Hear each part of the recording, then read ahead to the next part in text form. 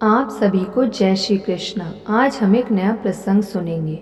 डामन और पीथियस दो मित्र थे। दोनों में बड़ा ही प्रेम था। एक बार उस देश के अत्याचारी राजा ने डामन को फांसी का हुक्म दे दिया।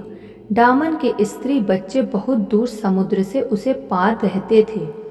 उसने उनसे मिलने की इच्छा प्रकट की। राजा ने कहलवाया कि डामन के बदले में यदि कोई दूसरा आदमी जेल में रहने को तैयार हो और यदि डामन समय पर नहीं पहुंच सके तो उसी को फांसी पर चढ़ा दिया जाए। यह उसे मंजूर हो तो डामन नियत समय के लिए घर जा सकता है। पीथियस ने डामन से बिना ही पूछे यह शर्त स्वीकार कर ली। पक्की लिखापढ़ी हो गई और डामन को जेल खाने से निकालकर उसकी जगह पीथियस को रख दिया गया। पीथियस सोच रहा था, हे भगवान, डामन समय पर ना लौटे तो बड़ा अच्छा हो। समय बीतने लगा। हवा विरुद्ध होने के कारण डामन की नाव समय पर नहीं पहुंच सकी।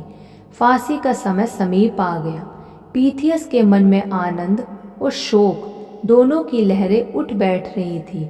जब वह सोचता कि डामन नहीं आया, मुझे फांसी हो जाएगी, तब वह आनंद में मस्त हो जाता। दूसरे ही क्षण जब यह विचार आता तो वह शोकमग्न हो जाता कि अभी मुझे फांसी हुई तो नहीं। इसी बीच में यदि वह आ पहुंचा तो मेरा मनोरथ असफल ही रह जाएगा। वे बड़े ही व्यग्र चित्र से बार बार भगवान से प्रार्थना करता, प्रभु, डामन के आने में देर हो जाए और मैं फांसी पर चढ़ा दिया जाऊं। उधर डामन नाव में यह सोचकर अधीर हो रहा था कि कहीं मैं ना पहुंच सका तो मेरे पीथियस की फांसी हो जाएगी। समय हो गया, डामन नहीं पहुंचा। पीथियस को फांसी के मचान पर चढ़ाया गया। उसे बड़ा हर्ष था। लोगों ने कहा, डामन ने बहुत बुरा किया, समय पर नहीं आया। इस बात को पीथियस नहीं सह सका। उसने कहा, कई दिनों से हवा विपरीत चल रही है, इसी से वह नहीं आ सका। इस पर किसी को कोई बुरा भाव नहीं करना चाहिए। इतना कहकर वह उल्लास से बोला, भाई, समय हो गया है, अब तुम देर क्यों कर रहे हो। उसे एक एक क्षण असहाय हो रहा था। जल्लाद तैयार हुआ। इसी बीच में दूर से बड़े जोर की आवाज़ सुनाई दी, ठहरो ठहरो, मैं आ पहुंचा।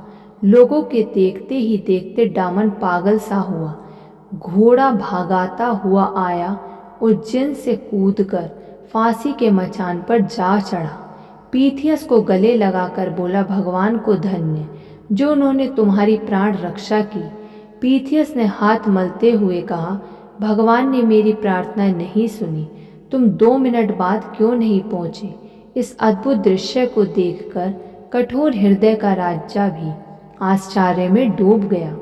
उस पर बड़ा ही प्रभाव पड़ा और वह उनके समीप आकर गदगद वाणी से बोला, दोनों मचान से उतर जाओ।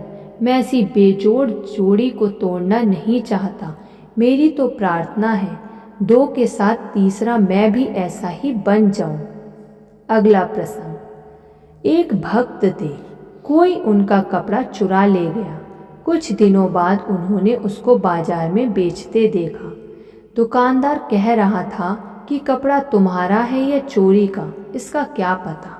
हाँ, कोई सज्जन पहचान कर बता दे कि तुम्हारा ही है तो मैं खरीद लूँगा। भक्त पास ही खड़े थे और उनसे दुकानदार का परिचय भी था। उन्होंने कहा, मैं जानता हूँ, तुम दाम दे दो। दुकानदार ने कपड़े का खरीद कर कीमत चुका दी। इस पर भक्त के एक साथी ने उनसे पूछा कि आपने ऐसा क्यों किया। इस पर भक्त बोले कि वह बेचारा बहुत गरीब है, गरीबी से तंग आकर उसे ऐसा करना पड़ रहा है। गरीब को तो हर तरह से सहायता ही करनी चाहिए।